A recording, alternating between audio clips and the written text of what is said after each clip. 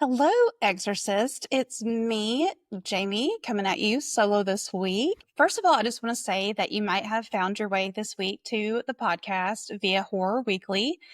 The shout out meant so much to me. I have been listening to Horror Weekly's podcast for a while now, and I've been part of the Friends of Horror Weekly community for a while now. And it's like, I feel like a celebrity shouted me out. And so it just meant so much to me to get recognized by George's podcast. So thank you so much. So again, thank you for all the feedback and comments, and continue to leave comments and feedback and rate and review and all that good stuff. It's exorcistwithin@gmail.com. And of course, you can find all the information on all the streaming platforms as well. I did speak to my supervisor because, as you might have learned in one of the podcast episodes, that I very much depend on my supervisory team for advice and supervision and consultation at this point in my early career. And you might have noticed in some of my past podcast episodes that I tend to get in my head and tend to backtrack a little bit. I just don't want to I just don't want to represent myself as an expert or on anything. I definitely don't want to ever say anything that gives anybody the idea that I know more about their life or than they may, or that I have some ability to give advice, because I definitely don't feel that way. And I was like, supervisor, should I be doing anything, in a more ethical way? Or how can I get out of my own head in my podcast at the very least a little bit more? And she said, it might be worthwhile to just drop a little disclaimer at the beginning of the episodes to say, this is for entertainment purposes only. So this is for entertainment purposes only. This is not to replace therapy or your own personal wellness journeys. So this is just for fun. And also I did drop some notes in the show pages that say, don't reach out to me for therapy. Don't reach out to me for support on the emails, because they're not monitored, they're not secure, they're not confidential. There you have it. Regardless, so without further ado, we'll get right into it.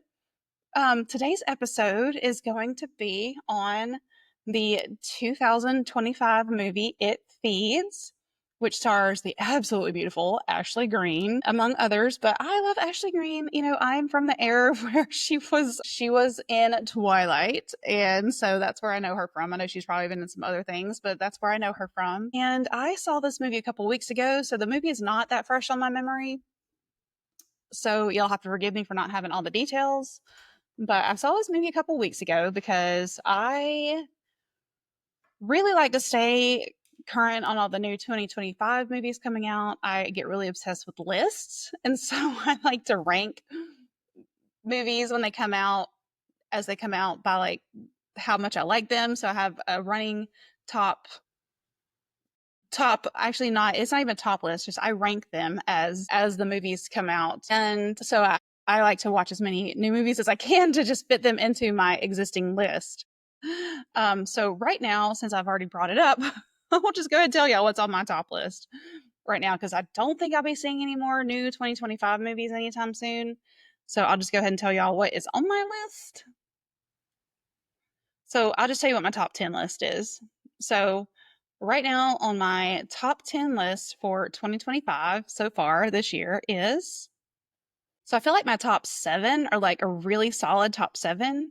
And then after that, I feel like the next 3 could sort of be interchangeable, but my top 7 are like very solid. And so it's number 1, The Ugly Stepsister; number 2, Sinners; number 3, Frewaka; number 4, Eddington; number 5, The Monkey; number 6, Presence; number 7, The Surrender; 8, Heart Eyes; 9, Together, which I just saw yesterday; and 10, Final Destination. I guess I'll just go ahead and tell you like some honorable mentions, because that'll kind of get us out into It Feeds. Number 11, Ash; number 12, The Rule of Jenny Penn; number 13, Companion; 14, The Dead Thing; number 15, It Feeds; and number 16, Good Boy. And then I have 30 movies on my list. And so, as you can see, It Feeds is literally mid on my movies of 2025.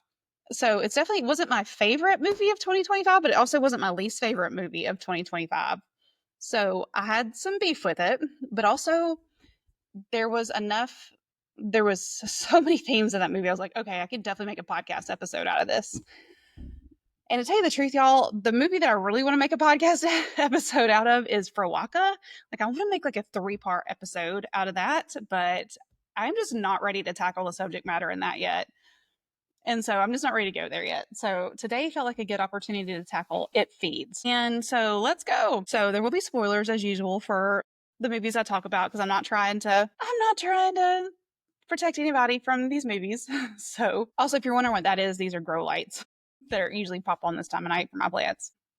I can't stop staring at this, so I'm just going to name this. I have a huge zit on my nose right there, and I just cannot stop staring at it. And so, because I'm self-conscious about it, I'm just going to go ahead and name it. So I'm just name the thing. So there it is. Anyways, so It Feeds is about a therapist, that's Ashley Greene's character, who has this special ability to basically go deep inside people's psyches, or they don't exactly say in the movie, I don't think, but she has basically these special abilities that go beyond, Western, I guess we'll say, psychiatric care. And it's not something she advertises. In fact, that the clients that she does help, she tells them not to tell anybody else. So it opens up the movie with her treating this man, and essentially she's inside and she finds what I'm going to call one of his inner children, who is caged up and is being held captive by some man who we later find out who was a teacher of his that harmed him in some very devastating way and caused some abuse or harm to this child version of himself, to the point that he was still injured by this as an adult. So therapist Ashley goes inside to help try to heal this inner child in a quite literal way. And then in the movie, basically the premise of the movie then is that this little girl shows up on her doorstep with something attached to her, this entity, so that the it that feeds, and basically asking for her help. And we learn that not only was I'm calling her Ashley, her name was Cynthia in the movie. Well, I'll just call her Ashley. We not only learn that Ashley's a therapist, but Ashley's husband was also a therapist with the same ability, and something tragic happened with him. And she's like, no, I can't help her because, my husband already lost his life trying to do this, and I'm not going to even go there. Long story short, they end up going there, and she ends up, being put in a position where she has to help this girl detach from this entity that is feeding not only on her, but turns out is feeding on other people. And so that is essentially the premise of the movie. There's a lot of other details in there, but I'll tell y'all, I want to get to like the meat and bones of this movie and why I think it's so good in general. There was some parts I had some beef with, and that's mid on my list, but that's exactly the premise. So, psychic therapist helps girl defeat evil entity, essentially. With that being said, I want to back up for just a second and remind y'all, because if this is the first, I apologize if this is, y'all have listened to my podcast all along the way and y'all have heard this 5 million times. But if you're listening for the first time, and maybe this is a good reminder, maybe by the time you've listened to my every podcast episode, you're going to be a gung-ho advocate of internal family systems therapy, and I'll have created another believer. But I feel like this movie was so interesting to me because it was such a good representation of internal family systems therapy yet again, but with another angle, which is what I'm super excited to talk about today. So just as a reminder, and again, skip this part if you feel like you've gotten internal family systems and you're kind of tired of hearing about me talking about it. Essentially, internal family systems therapy model says that human beings are made up of parts. It breaks down human beings in terms of parts. So humans have parts. We have protector parts. We have the parts of us that show up in everyday life, like cognitive parts that do the thinking for us, do the worrying for us, that do just like the task management type of things. Then we have what are called the exiled parts. Those exiles are the parts of us that are usually parts of us that we don't like or that other people don't like about us. And so, or they're parts of us that we just feel like we have to hide. So think of something that you might be ashamed of, or think of something that you've been made to feel ashamed of. let me just tell you about my parts to be super, super explicit about this. So, for example, I've got a couple thinking parts. For example, I have a thinking part who basically the way I visualize it likes to type on a typewriter and like is recording information in real time. This part of me likes to keep it like details, it keeps a record in real time, it's always recording information. And then I have another part of me that's sort of like a hamster on a hamster wheel. It's always thinking about the future. Sometimes that's what it feels like to me. It runs on a hamster wheel. It's always thinking about the future. It's thinking of all the scenarios. And that's not necessarily a bad thing. It can be a bad thing whenever the wheel is just running and running and running and it won't stop. But it helps me think about the future and helps me plan.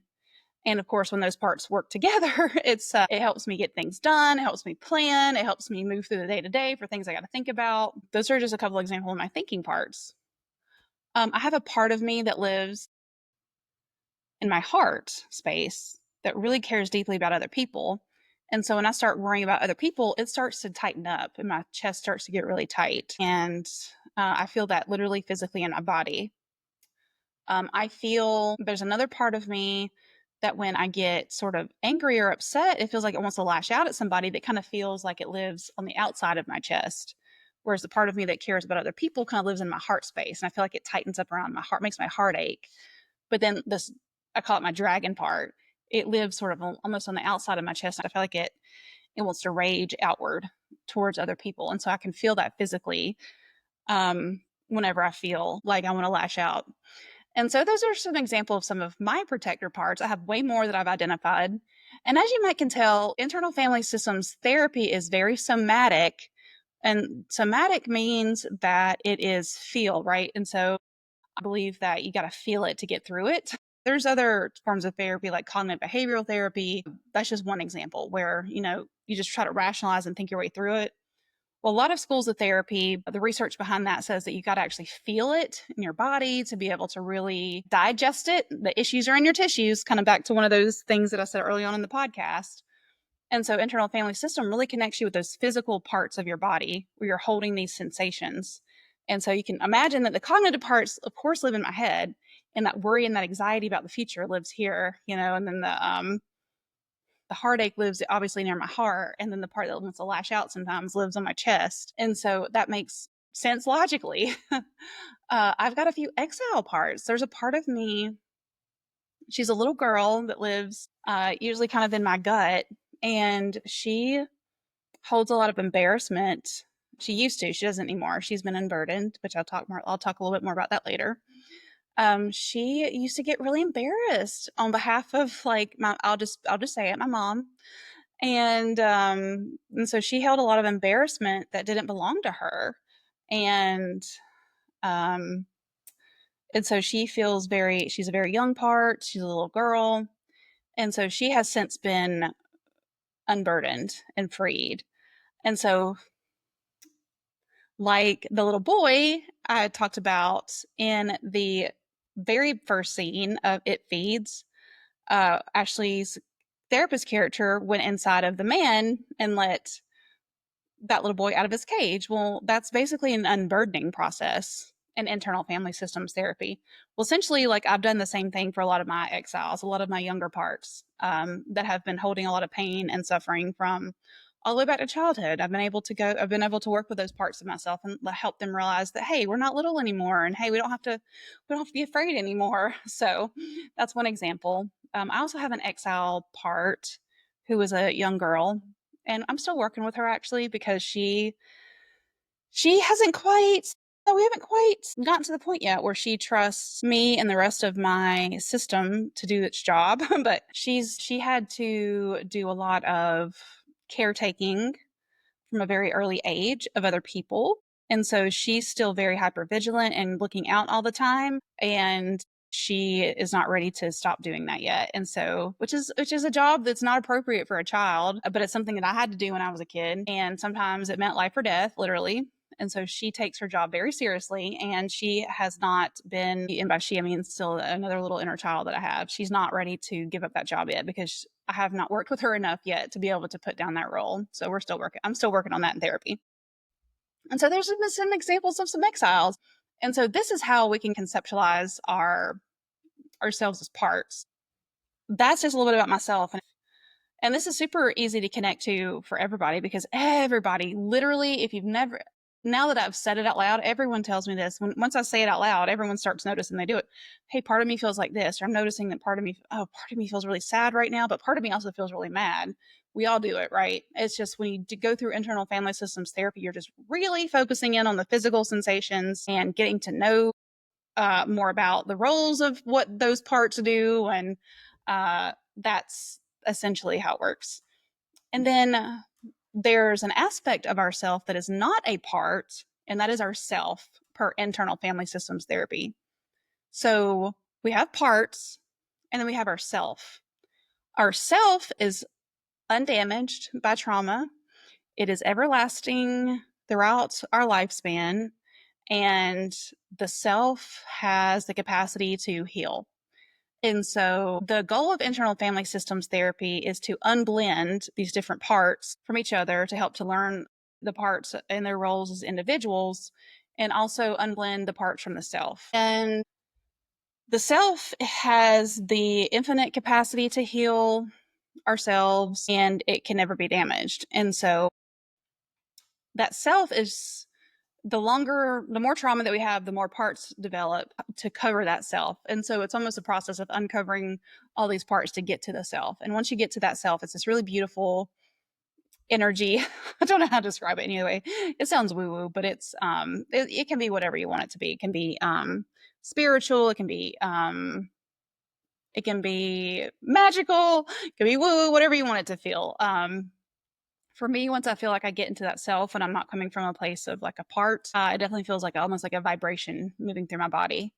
And so, according to IFS, that self that we have, that true self, can heal those parts of ourself. And the goal is to make secure connections between our parts and ourself. And it's easier said than done, because a lot of our parts have part to part connections that are complicated.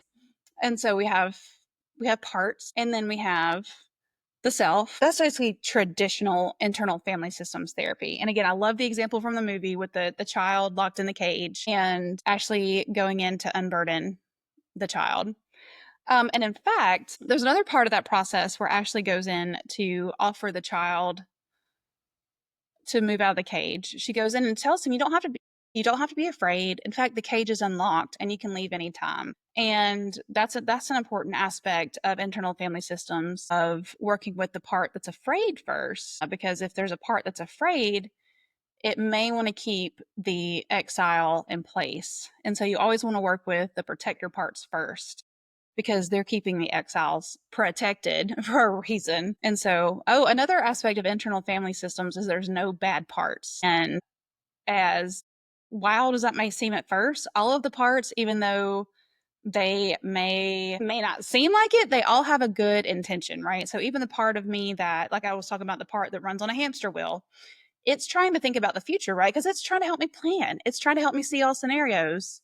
It can make me feel exhausted. It can make me feel anxious.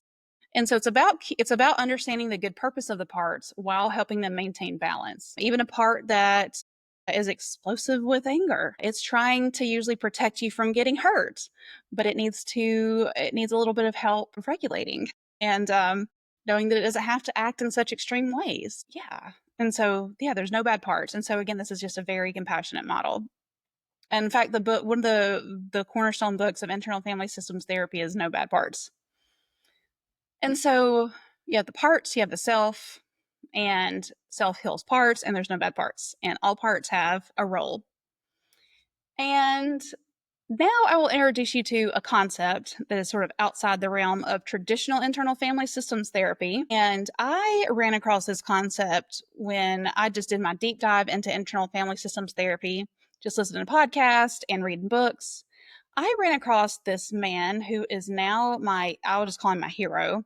His name is Robert Falconer, and he does work in a realm of internal family systems called unattached burdens. And so basically what an unattached burden is anything that is not a part and is not the self. So what does that mean? What is left?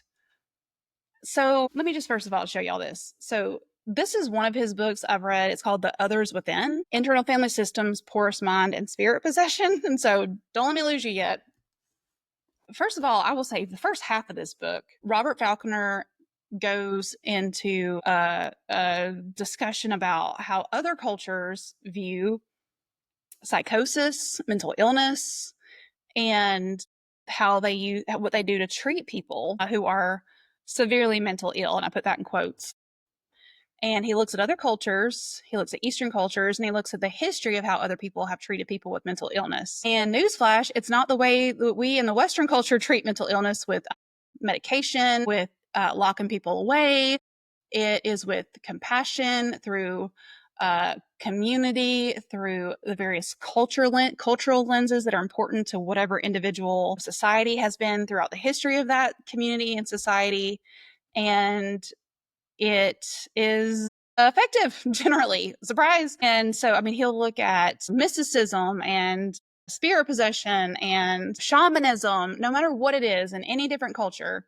And he went through and found all the evidence, all the research to just show that it's called different things in different cultures, and people have different ways of dealing with these things, and it works and it's effective. And we are one of the sickest cultures in the world, the United States, and we spend so much money here in the United States on mental health care with like the least effective results. And he posits it's because we are just meeting people with basically vinegar, essentially. And we're not really understanding people from that compassionate, really just cultural roots point of view. And I know this sounds really, I don't know if y'all are tuning in, this either one sounds, oh my God, someone's finally talking about this stuff, or number two, this sounds really woo woo, I'm out. I gotta tell y'all, there's a lot of research that backs a lot of what I'm saying, as far as from like an anthropological perspective. And he just has a resource list, just pages like long, to back up all his findings here. So you can read it for yourself, or I'll share some podcasts with you in the show.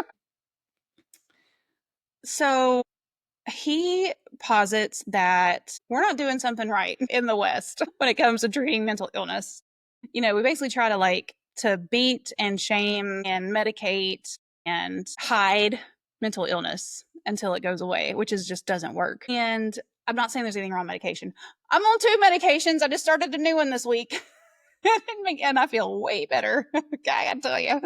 Oh, I started a new anti-anxiety medication this week, and I'm feeling so much better. Feeling way less anxious. So, no shame in medication, because we are biological beings, and or a series of chemical reactions, and sometimes that has to be contended with. But we are also emotional beings. We're also mental. We're also social. We're also spiritual beings, no matter how you view that, whether that's through some religion, through some spiritual practice. No matter what your belief is, we have these different aspects of ourselves that must maintain balance. So, anyways, so no matter what you call it, in plenty of cultures, there's this idea of spirit possession. And Robert Falconer calls those unattached burdens. And so whenever he's able to identify it, you have to be super mega sure that it's not a part, which takes a process to go through, because you definitely don't want to try to send the part out.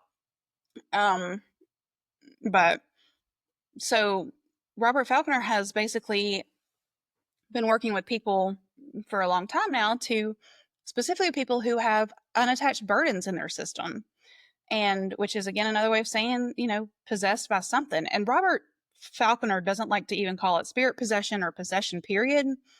There's something in our system that doesn't belong, and he has developed a way to send it on. And essentially it's a very compassionate way.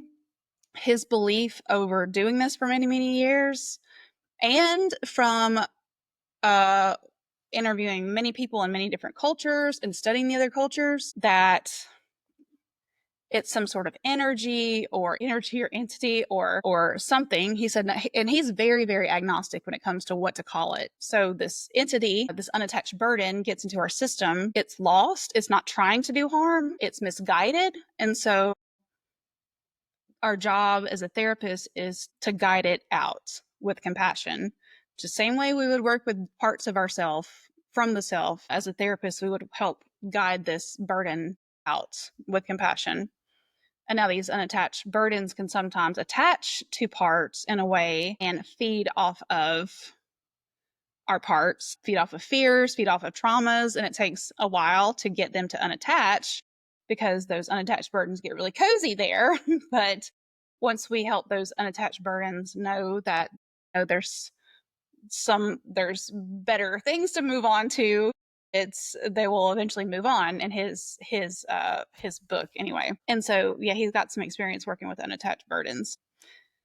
But then there's also other things. So there's cultural burdens. And so sometimes we get these things, these burdens in us that don't belong to us. So burdens that come from our ancestors,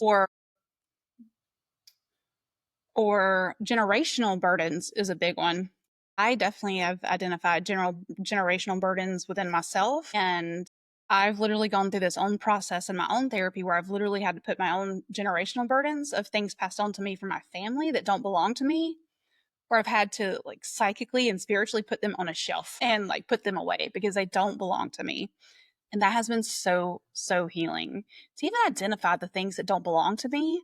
It's like I'm acting in a way, I'm doing things that I was taught, that I was learned implicitly and explicitly. That has been super healing for me. And so many of us do it just because it's just a nature of human existence. I talked about this in the Eden Lake episode. There's part of me that's every day considers taking that episode down, but I'm like, don't do it. There's still good stuff in there. There's epigenetics, literally genes and trauma that gets passed down through our genes, and then those activate. And then there's even just memories and thoughts and there's things that just follow us from, and behaviors that we observe that follows from generation to generation that don't belong to us. And then that there's ways to conceptualize that even from a spiritual or an energetic perspective. And so, yeah, generational burdens that I have definitely experienced, like a spiritual shelving for sure. That's been super helpful. And then you've got guides. And so this is just another example of something that's very universal, spiritually, religiously. And again, Robert Falconer said, I don't begin to name call this anything because it just varies differently from culture to culture all over the world, but it is a universal concept. And guides are the benign part of all of this. There's something that's not a part, not the self, but also not a burden. There's guides that can come and actually help us remove burdens and can help us heal. And yeah, you can consider them whatever you want. There's ancestors, there's spirits, there's, I don't know, angels, whatever you want to call it. I know for me, I've had very, very ancient ancestors come and visit me and help me remove some generational burdens. Actually, I definitely carry my Mima with me, who is definitely I definitely feel like she's a guide, and she's actually very integrated with one of my parts. And it's very healing. And so, yeah, and so that's just a little bit about all the different things that exist in the realm of internal family systems. And this is just what I know about it. There's probably more. There might be other people out there doing work. And so when I saw It Feeds, I just thought this was just a great example of, and you can probably guess it, the little girl who had the entity attached to her of an unattached burden. Except for in this case, it's literally attached. But anyways, it's an unattached in the sense of unattached to her system. It's not a part. It's not a part of her. It doesn't belong to her. And in fact, kind of what we learn is that maybe this part of her might be to some this unattached burden for this little girl that is attached to her, that's feeding on her, is actually might even be considered a generational or a familiar burden because it was actually passed on to her from her mother when her mother died, which could actually be a metaphor because this burden essentially ate up her mother until she died. And then when it ate up her mother and she died, it passed on to her. And then it's eating up her. And the only way it can prevent from eating her is if actually she passes on that entity to feed on someone else, kind of indirectly. And what a great analogy for, again, for generational trauma. And I know I haven't talked a lot of specifics about generational trauma with my own family, but and I definitely plan on doing that a little bit more. But I guess I'll kind of even open that door a little bit now. My mother was a very, I spoke about her in a very positive light in the Pumpkinhead episode, which because again, people are made up of parts. They're complicated. We're complex creatures. She definitely had this part of her that was funny and creative, and also, I did kind of mention in a funny way, sadistic, and loving and caring. But there was also parts of her that were very, very unwell, and she had parts of her that were burdened so much that she never recovered from, to be quite honest with you. I totally believe that she never recovered from her own trauma, and it really fed on her until the day she died. And she passed a lot of her trauma onto me. And a lot of the work I've been doing in my own mental health through the past years is to not allow that to feed on me, and to not let that cycle continue. And then also to not let it feed on other people. Because I know, certainly, as someone who has experienced trauma, one of the ways that I can often do is lash out at other people, or, try to blame other people, or try to, like, expect other people to solve my problems. Basically try to get essentially what's feeding on me, which causes it to feed on other people. It's my job to it's my job to heal so that I don't impact other people the way I see it. And so I think that's such a great analogy just from the movie and to real life, just from a trauma perspective, not even from the literal, unattached burden aspect of it from IFS. And so, anyways, there is also this aspect I wanted to touch on where Ashley Green says, I'm not going to touch this case because my husband lost his life dealing with a similar case, and it really just it killed him. And she was Ashley Green, the therapist, has a daughter in the movie who is very insistent that they help this other girl, and she's trying to explain to her daughter, like, no, this literally killed your dad, like, we can't do this because you saw what happened to your dad. And the little girl tried to throw that at her mom's face, and she was like, oh, well, dad would have helped this person. And the therapist said, well, your dad didn't know when to stop, and I do.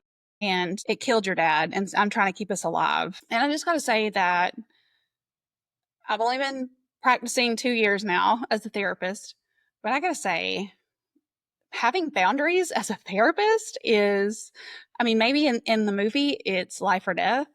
And for some therapists it is.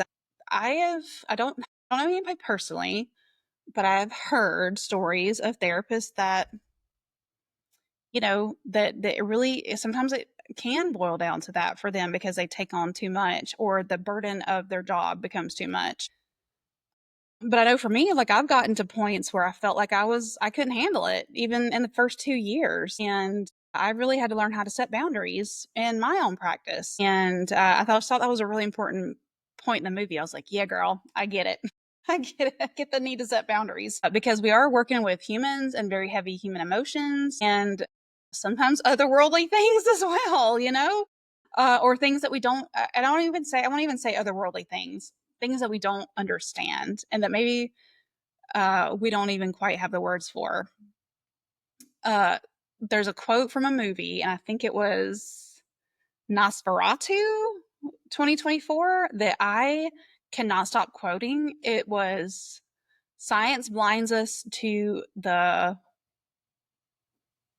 wonders of life or something like that. Science, yeah, I'm looking it up right now. So the actual quote is, we are not so enlightened as we are blinded by the gaseous light of science. So I heard that and absolutely love that because, look, as a chemical engineer, as someone who has lived their entire life like foundational and like black and white, feet on the ground, science, it is very, and I grew up religious, but then I turned away from the church. I lived my life as an agnostic, I guess you can say even atheist for a long time. when I came back into being a spiritual person, that was a huge leap for me. It took me a long time to be able to recognize that there was a higher power. And I did that through a 12-step journey. And that was not easy for me. And I got to say, starting doing my 12-step journey helped bring me back to awareness of a higher power. At that point, it was, definitely, for me, it's definitely not God. Like, I don't think there's this omnipotent male, you know, singular higher power or God like figure up in the clouds somewhere. That's definitely not that. I just want to be very clear about that. And then actually, once I became a therapist and just really started doing my own, even more of my own internal work and then sitting with clients, like it just really opened up this whole other world for me to just see that just the endless possibilities of the things that we don't know. And yeah, so that quote just really nails it. And so again, I'm not asking you to believe any of this or to buy into any of it. I'm just telling you that this is a thing and this is how the movie relates to it. Anywho, long story short, and I'll just skip to the what I think is the important part. Here's my beef with the end. Here's my beef with the movie. What happens in the movie is the little girl ends up dying. And then when the little girl dies, that unattached burden, that spirit, which is really scary, by the way, that was really well done in the movie. This movie has an 88% on Rotten Tomatoes, by the way, which is really high for Rotten Tomatoes. And it deserves it. It honestly really deserves it. It has 88% on Rotten Tomatoes and a critic score. And 63% from the audience score. I gotta say, this is kind of like not the most well produced movie in terms of like special effects. It was very well acted. Special effects weren't that great. But like again, I just think the story was mostly really wonderful. I just had the reason it was mid on my list is because there's other just movies that were better this year, but also the ending. I have a problem with the ending, and so that is very unique to internal family systems. So the little girl dies that had the unattached burden, and so ends up attaching to Ashley Green's daughter, and so now she doesn't have a choice but to deal with this thing. And so Ashley Green goes inside of her daughter because she has the special ability to, when she touches people, she can actually go inside of their mind, body, spirit, psyche, whatever you want to call it. She's going to go inside of her daughter to do battle with this. I'm just going to keep calling it unattached burden because that's what the name of it is in IFS. So she goes inside. Also, I will say that part of the plot of this movie is that Ashley Green had not wanted to go inside of her daughter previously in this movie because of the way that her husband, that the other therapist had died in a traumatic way, and apparently her daughter had found him dead, and she didn't want to see that for herself via her daughter, and so she knew that by going inside of her daughter, she was going to see that, and she had never wanted to go inside of her daughter before. So she didn't have a choice now. So she goes inside of her daughter, and the very first thing she sees is the way her husband died, which is very tragic. And she moves past that.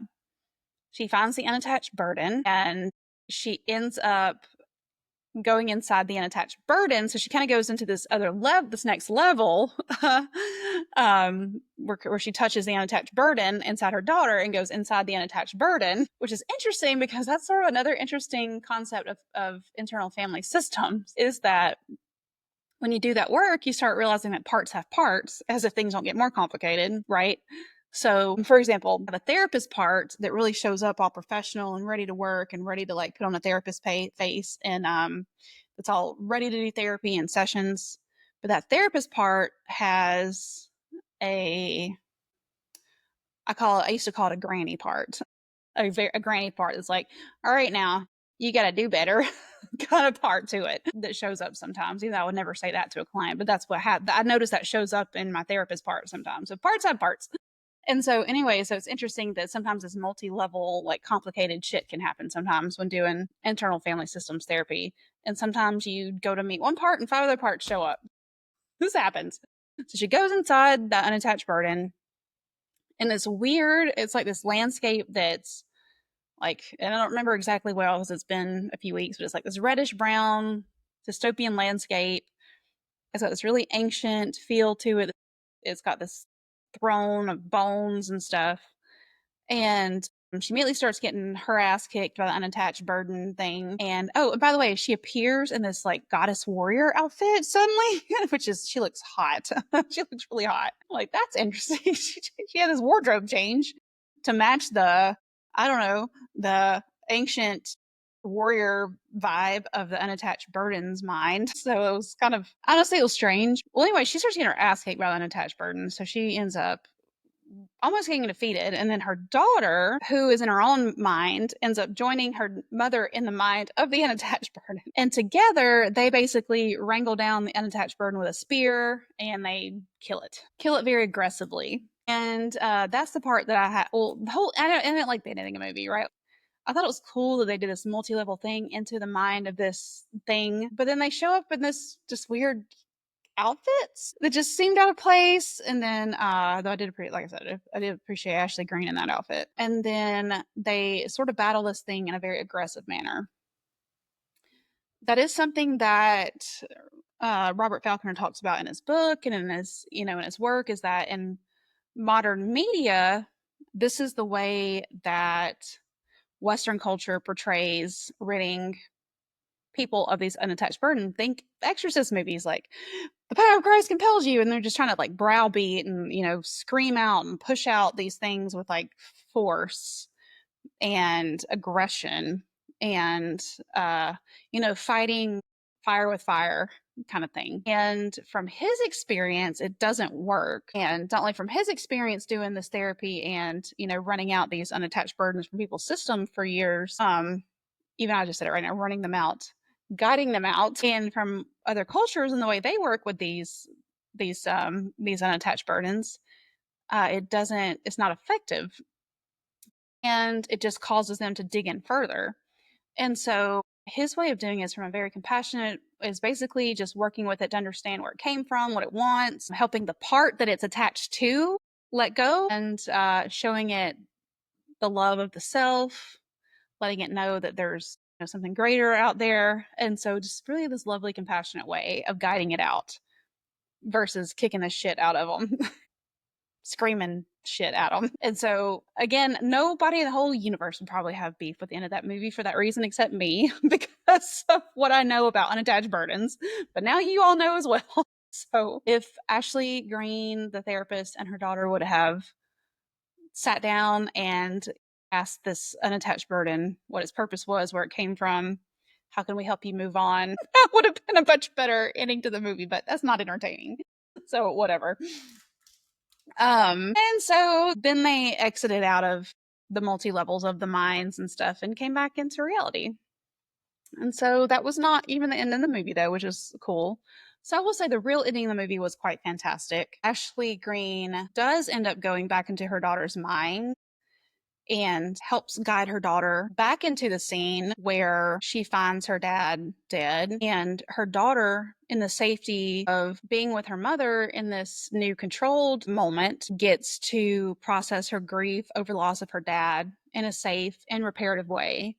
And so therefore that part of her daughter that was grieving got to be healed. And so that was a really beautiful moment. And I've actually had a very similar moment like that myself in therapy, where I've worked with my therapist to work with these grieving parts that needed to have a moment to be heard, to revisit those moments, to take a moment to actually process what happened in the confines of a safe place, and then be able to move on. And that was so well visually represented in that movie.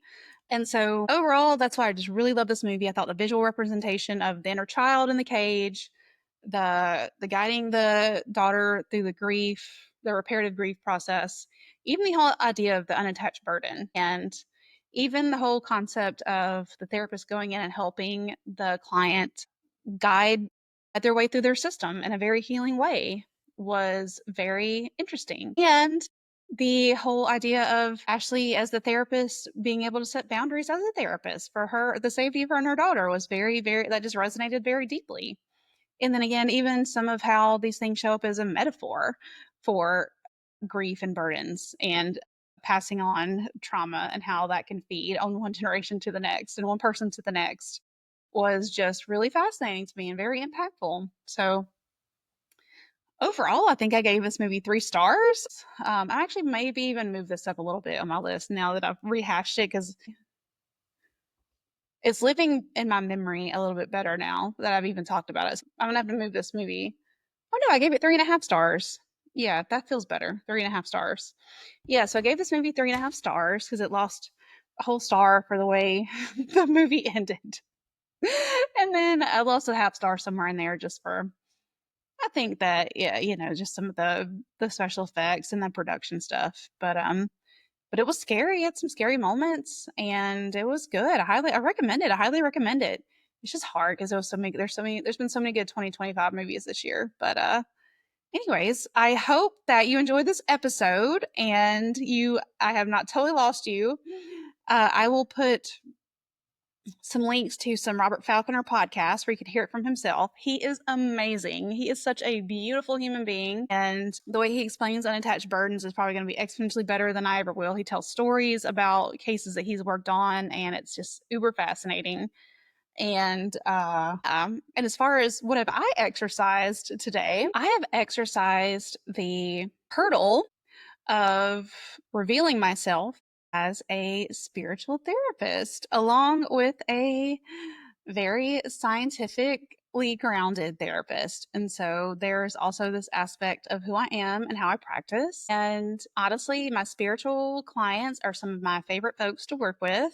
People find it to be a huge relief when they show up to work with me, and I acknowledge the the existence of a higher power or uh, something that of things that we don't understand because it opens up the door to be able to explore things without them feeling crazy.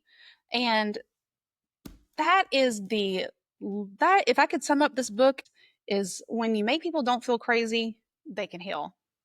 And you just meet them where they are. And I think this episode, I gotta say, even as I was talking about some of this, I'm like, people are gonna think I'm goddamn crazy. But even Robert Falconer says that. He even says that people thought he was crazy. He thought he was gonna get laughed out of the IFS Institute. But people are starting to get on board now because cases of unattached burdens keep showing up in therapy and people are talking about it more. And I think it's one of those things where more people talk about it, the less stigma is behind it. And again, the Western way of doing things is not the only way of doing things. And we're one of the youngest cultures in the world. And there's so much evidence all over the world that other people have been doing things in different ways for way longer than we have. And so, yeah, I gotta say, the movie Exuma was another movie that I really, really loved that really reminded me a lot of this as well from last year.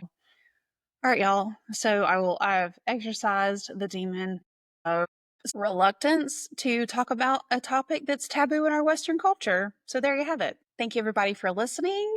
And until next time, Exorcist.